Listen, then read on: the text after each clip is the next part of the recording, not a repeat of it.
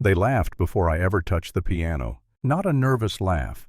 Not the kind people use when they don't know what to say. This was sharp, confident, the kind that lands because the person throwing it knows the room will back them up. "Is she lost a guy?" whispered not quietly enough.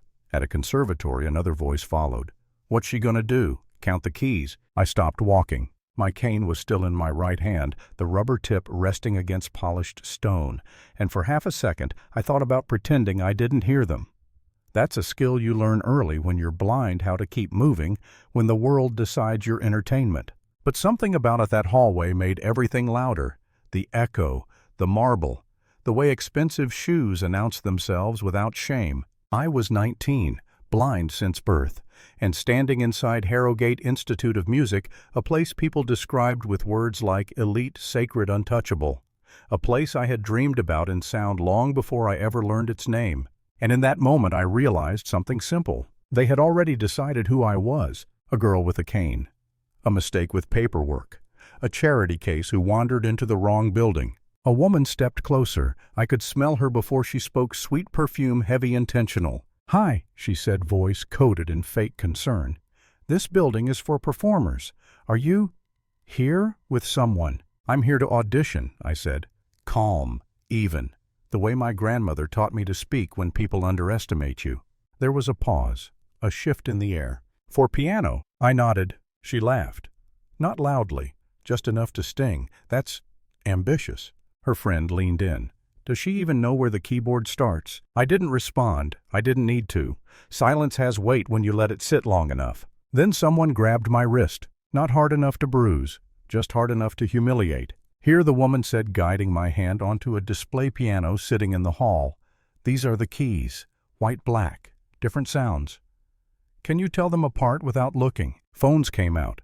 I heard the subtle shift the sound people make when they smell viral content. My balance slipped. A foot moved where it shouldn't have been. I went down. Stone is unforgiving. It doesn't care if you're proud. I hit the floor, my bag spilling open. Braille sheets sliding across marble like secrets no one bothered to protect. Laughter followed. Then the click of a camera. "Smile," someone said. "This is gold." I didn't cry. I wanted to. God, I wanted to. But I didn't. Instead, I lay there and thought, this is who they are when they think no one important is watching. A voice cut through the noise. Older. Steady. "That's enough." The room shifted again. A professor, Dr. Hale, knelt beside me. She didn't apologize for them. She didn't coddle me. She just helped me up and said quietly, "Practice room B, basement.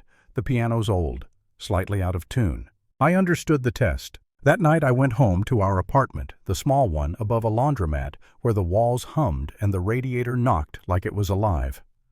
My grandmother was at the stove, humming off-key, stirring something that smelled like home.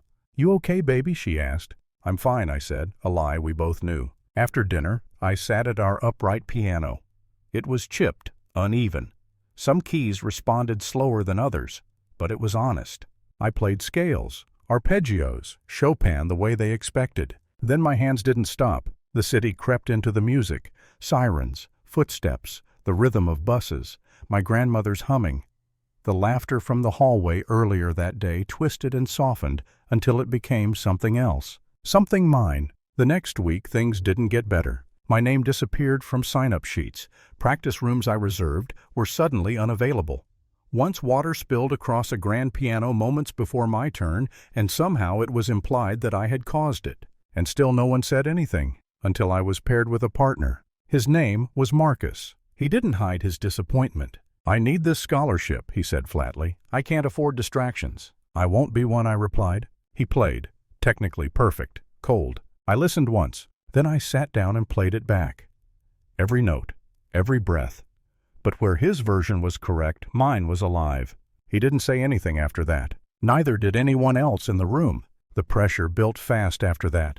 Money problems at home. A medical bill we couldn't ignore. And then Dr. Hale heard me playing late one night my real music. She didn't interrupt. When I finished, she said, "That's not tradition." "I know. It's dangerous." "I know." She smiled. "Play it at the showcase." The showcase was everything. Donors, board members, careers decided in one night.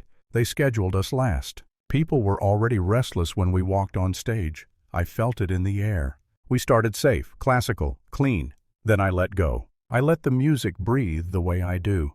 Layers, polyrhythms, sounds that don't belong in boxes.